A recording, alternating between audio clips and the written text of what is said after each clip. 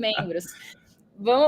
Mas vamos continuar aqui. Agora a gente tem mais um assunto difícil e um assunto pesado aqui também da semana, que é a ofensiva israelense na faixa de Gaza, mais especificamente na cidade de Gaza. Vou trazer aqui alguns dos aspectos mais recentes também.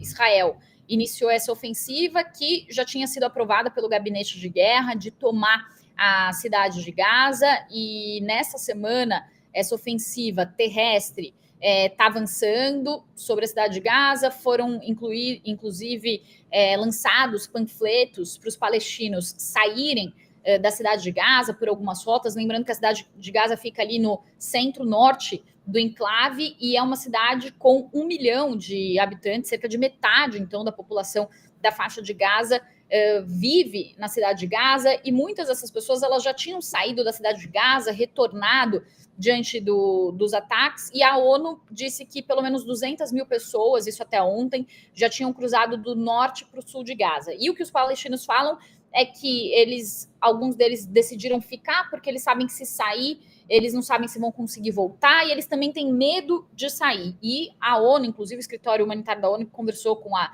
BBC, disse que há ataques que estão acontecendo tanto a caminhões de ajuda humanitária quanto para essas pessoas que estão tentando se deslocar para o sul. Também muitos relatos de que os acampamentos no sul estão muito lotados, não tem água potável, não tem medicamentos, não tem comida.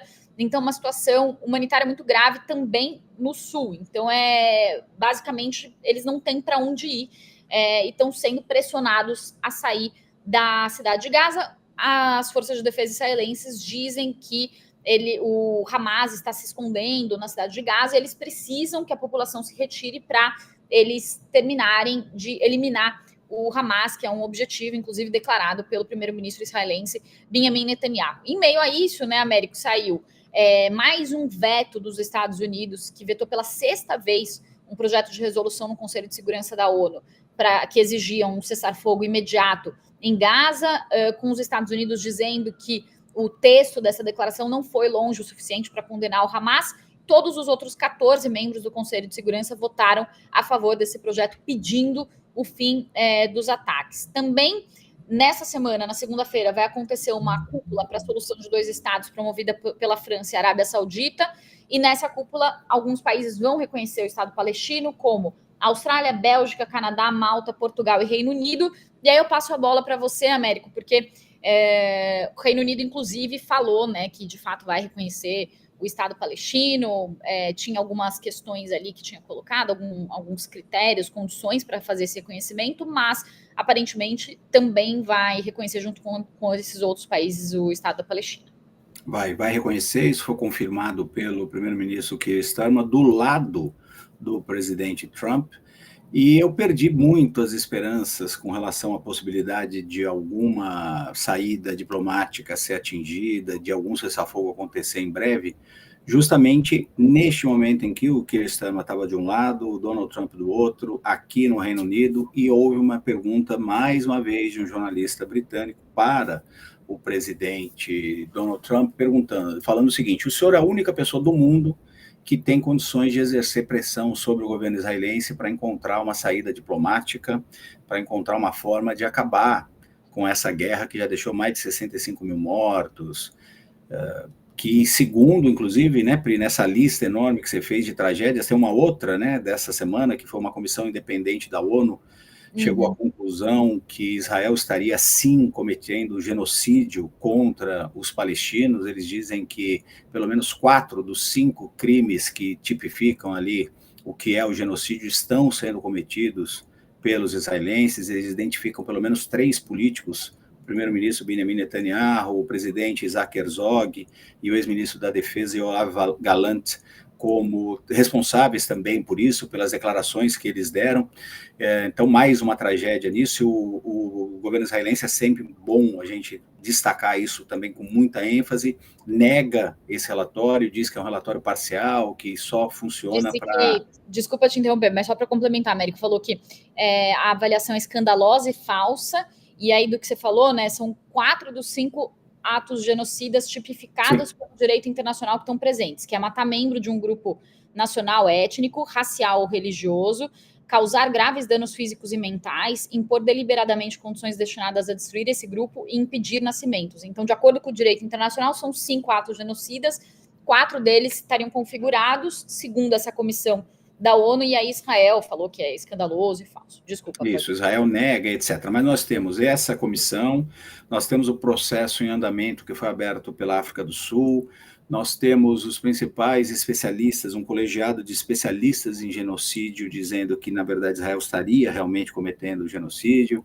e nós temos, inclusive, entidades em Israel, entidades de direitos humanos, eu cheguei a entrevistar algumas delas, por exemplo, dizendo que Israel estaria, sim, cometendo genocídio. Israel nega, isso é importante a gente dizer.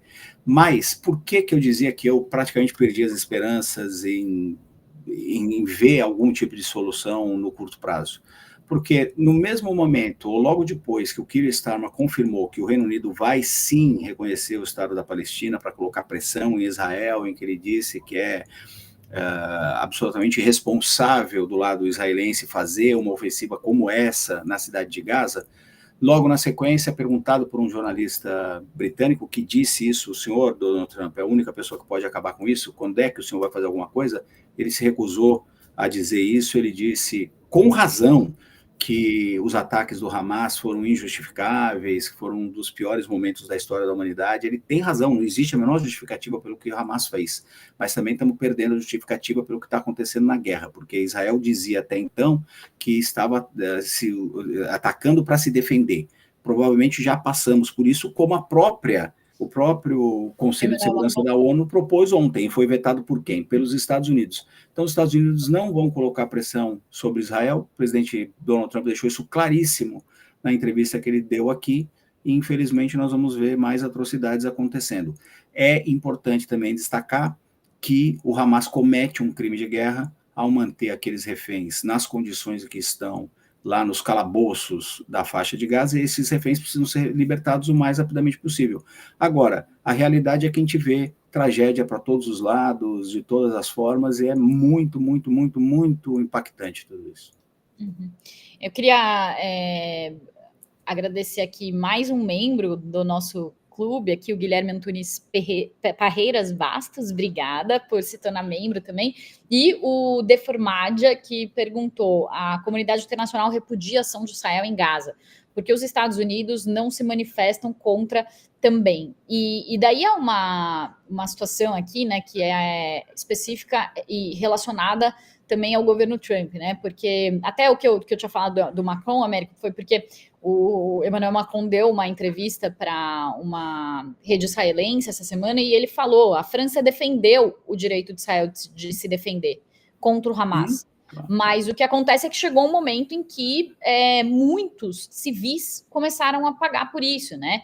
E algo que até o Lorival sempre fala, né, e que é muito, né, explicativo, esclarecedor, né, sobre a situação, que é a tecnologia que esses exércitos têm, né? Então, Israel tem um apoio dos Estados Unidos enorme para a tecnologia de guerra militar.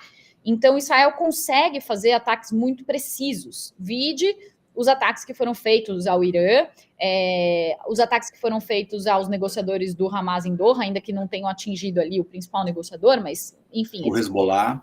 Eles conseguem fazer ataques muito precisos. A história dos pagers com o Hezbollah é sensacional quando eles querem, né? Exato, dos pagers, enfim, teve aquele líder do Hamas também, que eles chegaram com um drone pela janela de um edifício e tem a imagem, enfim. E então, o que a comunidade internacional começa a questionar é por que tem tantos civis estão sofrendo e estão morrendo diante dessas ofensivas e dessa defesa de Israel contra o Hamas, né? Dizendo que... E os próprios israelenses e as próprias famílias de reféns dizem que essa operação, por exemplo, na cidade de Gaza, é uma operação que já está começando, que pode colocar ainda mais em risco os reféns ainda detidos pelo Hamas.